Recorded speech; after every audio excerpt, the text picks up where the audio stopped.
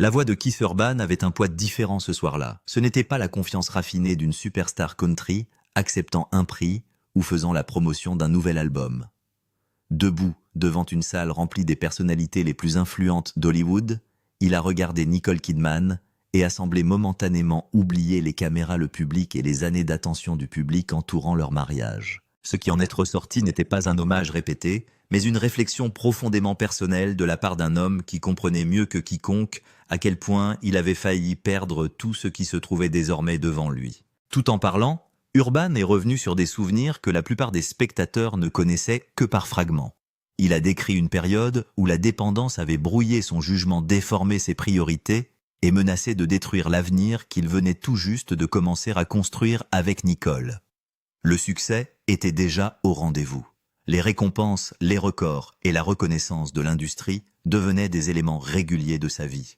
Pourtant, aucune de ces réalisations n'avait suffi à le protéger des batailles privées qu'il menait encore à huis clos, batailles qui devenaient plus dangereuses après le mariage plutôt que de disparaître à cause de lui. La confession qui a retenu l'attention de tous n'était pas dramatique en raison de ce qu'elle révélait sur Nicole. C'était puissant à cause de ce que cela révélait sur lui.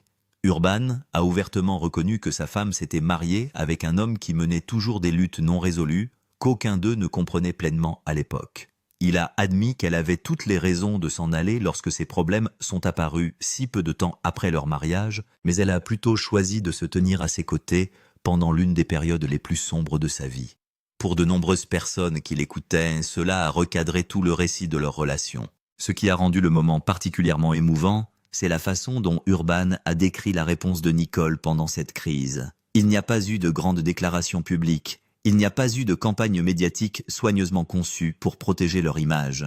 Au lieu de cela, elle a tranquillement réorganisé sa vie pour l'aider à survivre. Alors que les gros titres spéculaient et que les observateurs se demandaient si le mariage pourrait durer, elle s'est concentrée sur le soutien à l'homme qu'elle aimait plutôt que sur la gestion de la perception du public. Selon Urban, cette décision est devenue la base sur laquelle tout le reste de leur relation a été construit. Le public pouvait sentir qu'il ne s'agissait pas de souvenirs qu'il revisitait à la légère. Le rétablissement l'avait obligé à affronter des vérités inconfortables sur lui-même, des vérités que le succès lui avait permis d'éviter pendant des années. Il a expliqué plus tard que la dépendance n'avait jamais été uniquement liée à l'alcool ou aux drogues. Cela était lié à des peurs, des insécurités et des blessures émotionnelles plus profondes qu'il avait passé une grande partie de sa vie à essayer de distancer. La présence de Nicole l'obligea à arrêter de courir. À bien des égards, elle est devenue la personne qui l'a encouragé à faire face directement à ses réalités, plutôt que de continuer à se cacher derrière une apparence de stabilité. Pendant des années, leur mariage est devenu un symbole de résilience. Ils ont accueilli des enfants dans leur vie, équilibré des carrières internationales exigeantes et fait face aux pressions qui accompagnent une surveillance constante du public.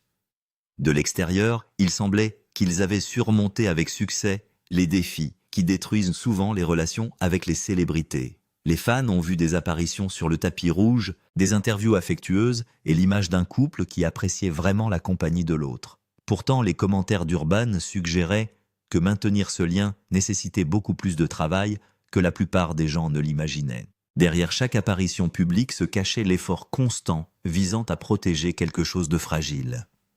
Tous deux opéraient dans des secteurs qui exigeaient énormément de temps de déplacement et d'énergie émotionnelle. De longues périodes d'intervalle devenaient inévitables. Les opportunités de carrière les entraînaient souvent dans des directions différentes et à travers différents continents. Alors que de nombreux couples de célébrités finissent par se retrouver submergés par ces pressions, Urban et Kidman ont souligné à plusieurs reprises l'importance de choisir la relation même si cela nécessitait d'importants sacrifices personnels. La raison pour laquelle ces remarques ont trouvé un tel écho est qu'elles remettent en question une idée fausse répandue sur les mariages réussis. Beaucoup de gens supposent que des relations durables se construisent parce que deux individus évitent les difficultés. L'histoire d'Urban suggère le contraire. Les parties les plus fortes de leur mariage sont sorties directement des difficultés. La crise qui les a presque détruits au cours de la première année les a également forcés à développer un niveau d'honnêteté et d'engagement qui n'aurait peut-être jamais existé autrement. Sans ces expériences douloureuses, la relation que le public a admirée des années plus tard n'aurait peut-être jamais survécu. Alors qu'Urban continuait de parler, il est devenu clair qu'il ne faisait pas simplement l'éloge de Nicole en tant qu'actrice ou personnalité publique. Il exprimait sa gratitude pour les choix qu'elle avait faits alors que personne ne la regardait. Il reconnaissait des moments qui n'apparaîtraient jamais dans les gros titres ou dans les temps forts des récompenses.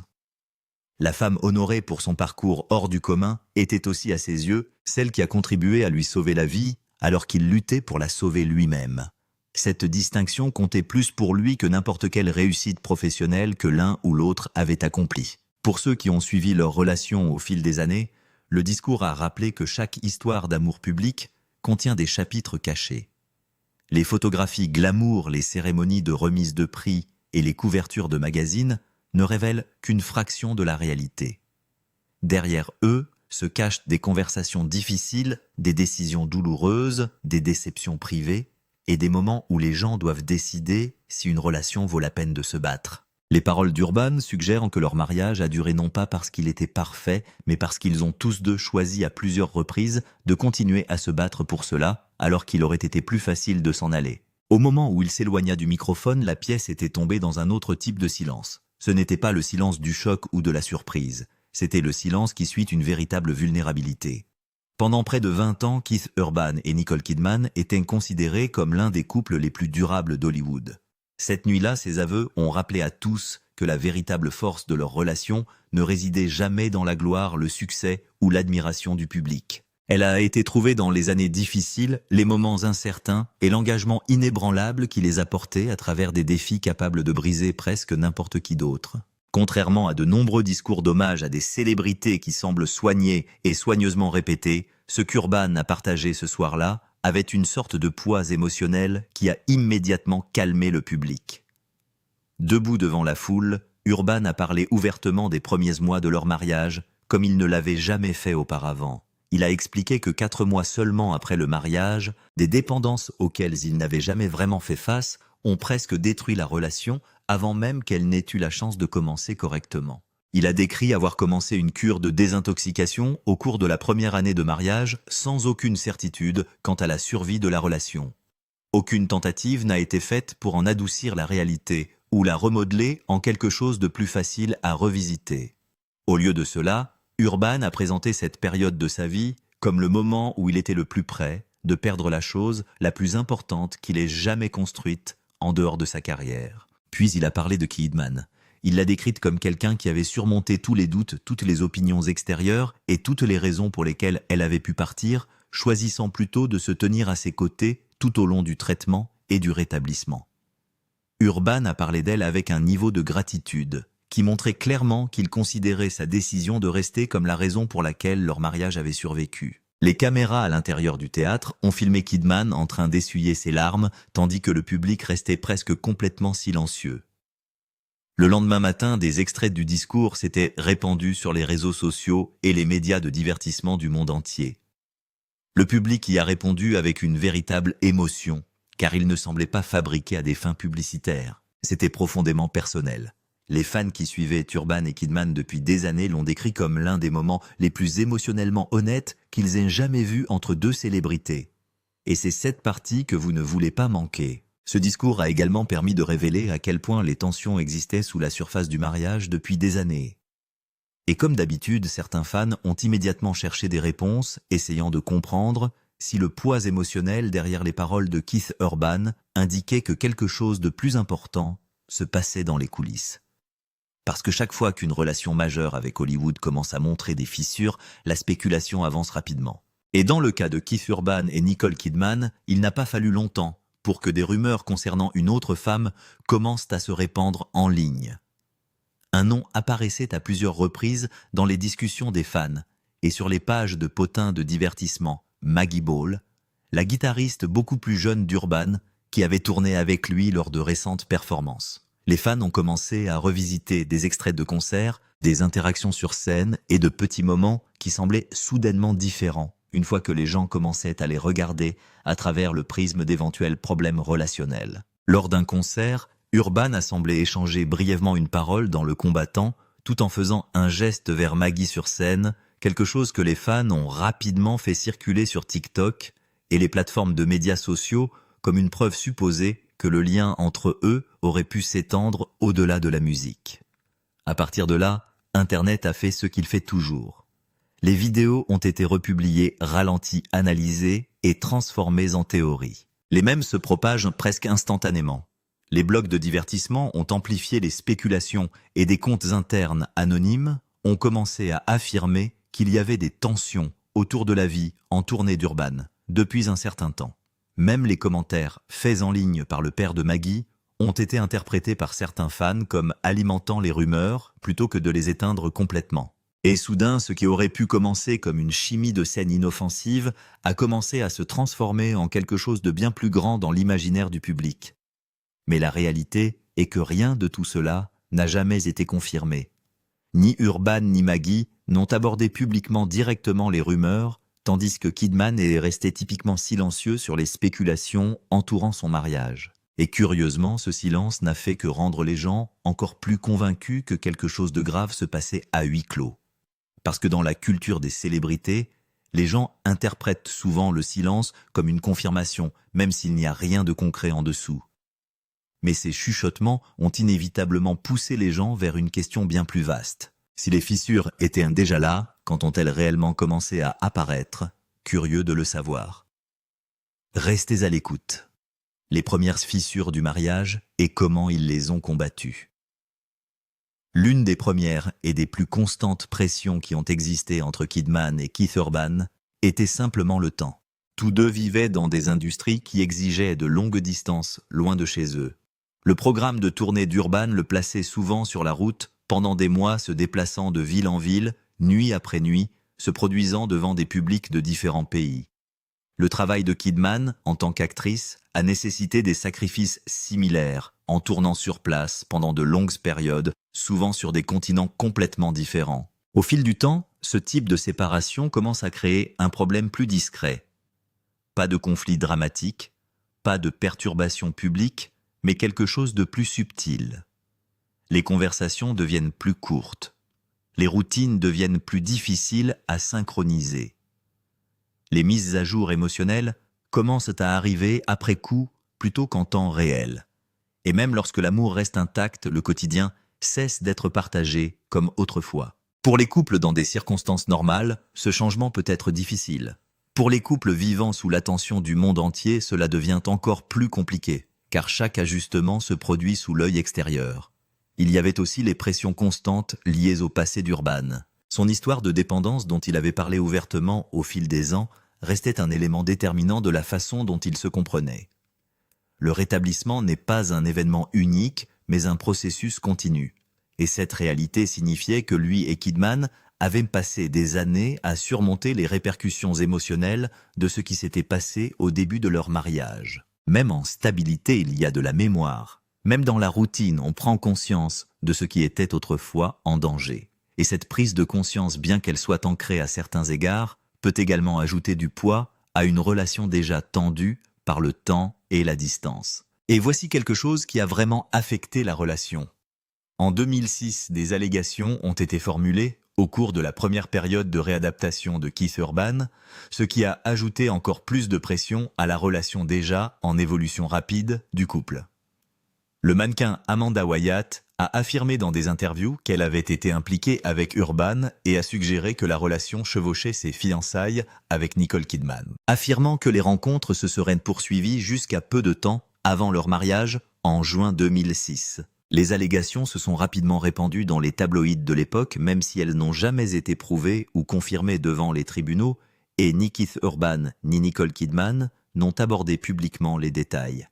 Pourtant, l'histoire est restée dans la mémoire du public, devenant l'un de ces premiers titres sur lesquels les gens se souviennent lorsqu'ils tentent de comprendre à quel point les tensions ont existé autour du mariage dès le début.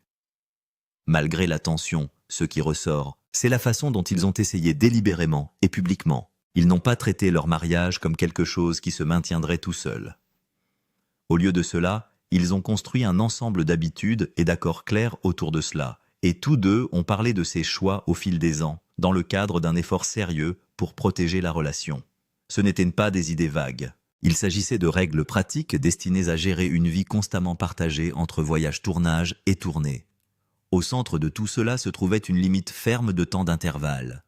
Nicole Kidman et Keith Urban ont tous deux eu des carrières exigeantes qui les ont tenus en mouvement, mais ils ont convenu que de longues périodes sans se voir ne devraient pas continuer. Si le travail les plaçait dans des endroits différents, on s'attendait à ce qu'ils ne restent pas plus de quelques jours sans se retrouver à nouveau. Le problème n'était pas la commodité, mais la cohérence. Lorsque cette limite était atteinte, l'un d'eux voyageait pour qu'ils puissent se réunir peu importe à quel point les choses étaient chargées. Ils ont également évité de recourir aux messages textes comme principale forme de communication. Au lieu de cela, ils ont préféré les appels téléphoniques et les conversations vidéo. La raison était simple. Les messages écrits peuvent facilement être mal compris et le ton est souvent perdu. Pour eux, il importait que la communication reste directe et claire surtout lorsqu'ils étaient séparés.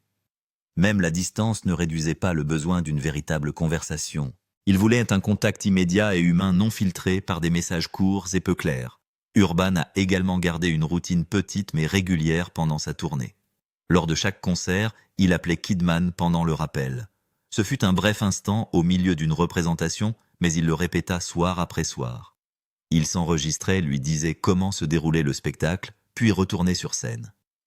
Au fil du temps, cela est devenu partie intégrante du rythme de la vie en tournée. C'était une façon de rester connecté en temps réel, même en se produisant devant des milliers de personnes.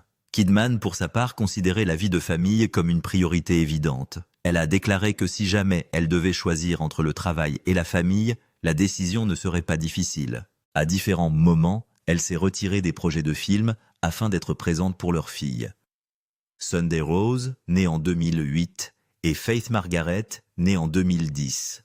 Son approche montrait le même type de structure et d'intention, ajustant le travail pour que la vie familiale reste stable, plutôt que de laisser le travail prendre complètement le dessus. Même avec toutes ces règles et ce niveau d'intention, ce qui a suivi a été un choc complet pour tout le monde. Reste avec nous.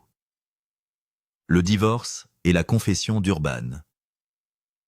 En 2025, l'image de Nicole Kidman et Keith Urban en tant que couple stable et durable avait déjà commencé à se sentir tendue de manière plus calme, qui n'était pas immédiatement visible au public. Il n'y a pas eu de bagarre publique dramatique, ni de déclaration ouverte de conflit, mais il y avait un sentiment croissant de distance dans la façon dont leur vie était vécue. Les horaires de travail les maintenaient dans des endroits différents, pendant de plus longues périodes, et le rythme de reconnexion constant qu'ils avaient autrefois construit leur relation devenait plus difficile à maintenir de manière cohérente. Ce qui a suivi n'a pas été une rupture soudaine, mais une séparation progressive qui s'est d'abord déroulée en privé. Pendant des mois, Urban et Nicole Kidman ont été de plus en plus perçus séparément, gérant leurs responsabilités familiales et leur carrière sur des voies distinctes. Des amis et des observateurs de l'industrie l'ont plus tard décrit moins comme un tournant unique que comme un lent changement où le temps passé ensemble s'est progressivement réduit jusqu'à ce qu'il ne ressemble plus à la vie qu'ils avaient autrefois soigneusement structurée. Lorsque la nouvelle du divorce a été rendue publique, la réaction a été immédiate, car elle contrastait fortement avec l'image qu'ils s'étaient bâtie pendant près de 2 décennies. Les fans et le monde du divertissement au sens large avaient supposé que leur relation était l'une des rares à avoir déjà survécu à sa période la plus dangereuse, et en était ressortie plus forte.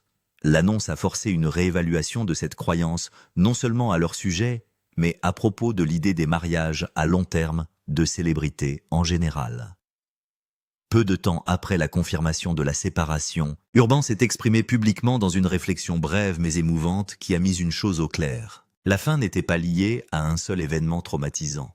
Au lieu de cela, c'était quelque chose qui s'était développé au fil du temps, façonné par la distance, la pression personnelle et la dérive naturelle qui peut se produire lorsque 2 vies se déplacent constamment dans des directions différentes.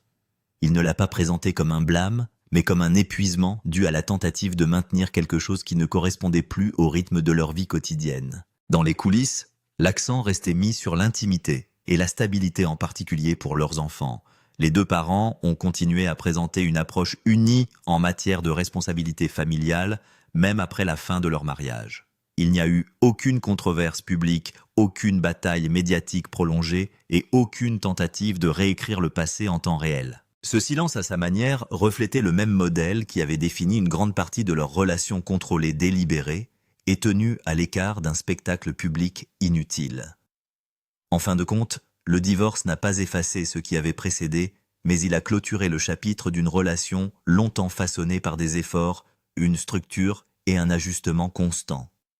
Ce qui ressemblait autrefois à un équilibre soigneusement entretenu a finalement atteint sa limite, non pas à cause d'un moment d'effondrement, mais à cause de la lente accumulation du temps de la distance et du changement. Pensez-vous que la relation entre Keith Urban et Nicole Kidman a finalement été détruite par la distance et la pression, ou les choses auraient-elles pu être sauvées avec suffisamment de temps et d'efforts? Et que pensez-vous de la confession d'Urban? Partagez vos réflexions dans les commentaires ci-dessous. N'oubliez pas d'aimer et de vous abonner pour plus d'histoires comme celle-ci et de cliquer sur la vidéo suivante sur votre écran. Vous ne voudrez pas manquer la suite.